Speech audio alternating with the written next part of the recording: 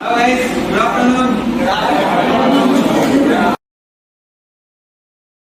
Today we will discuss about next type of scheduling called priority scheduling. General priority scheduling is a special case for where SJF also is a part of priority scheduling, and CPU will allocate each processor priority. Based on that priority, the processor, the OS will encounter the process and execute it. The burst time and the priority will be inversely related. When the burst time increases, priority will decrease as vice versa. And lower number represents the highest priority. As 1 represents the highest priority, it represents that. And if there are equal priority processes, as we saw the first scheduling algorithm called first come first serve, that will be executed. Here is an example where process 1 takes a burst time of 10 seconds, process 2 takes 1 millisecond, process 3 takes 2 seconds, process 4 takes 1 second, and process 5 takes 5 seconds. And priority is allocated from the processor side. Now you will see the act for that.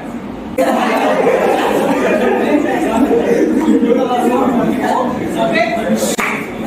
As the operating system, since we are following priority scheduling, it's my job to look at the priority that every process is carrying this number.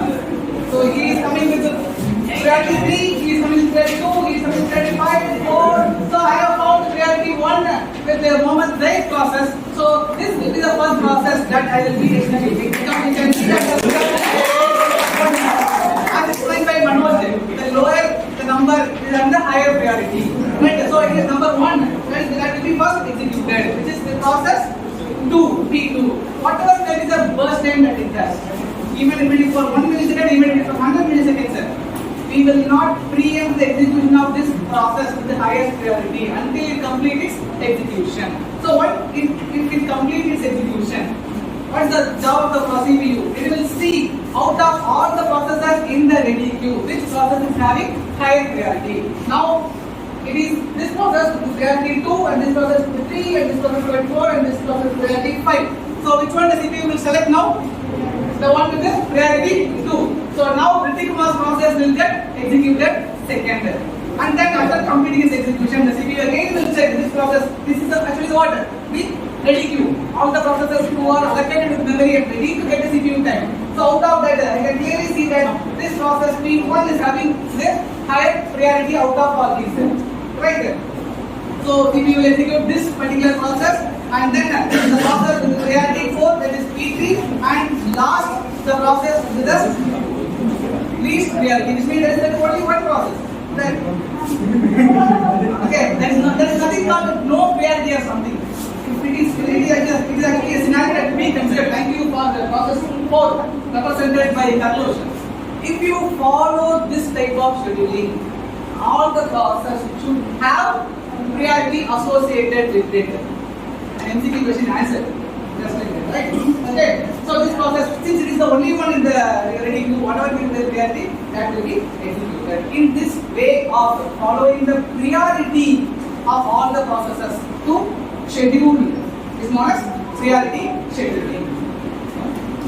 You can see the problem here. First it is, I think Mehul will explain. Guys, here one mistake has happened. This P4 and this thing should come here. It's a mistake from my side. Excuse me. Here is a Gantt chart where it represents the process with the time. P2 requires only 1 millisecond of burst time. So it is 1. So the waiting period is 0 because P2 does not wait for 1 second also. So the waiting process of P2 is 0 milliseconds, and P1 waits for 1 millisecond. So it's 1 millisecond, and P1 waits for 6 milliseconds, and it's there, and P3 waits for 16 milliseconds, and P4 is from here. It waits for 18 milliseconds. And average waiting time is calculated by adding all the waiting time of all the processes and dividing it with the number of processes. Here the number of processes are 5, so it will be divided by 5. So you will get 8.2 milliseconds. On what basis the priority is given? On what basis priority is given? So in general, when I started this topic, we said that every process will be associated with a priority value. Right. Now the question is, what basis it will be given? Okay.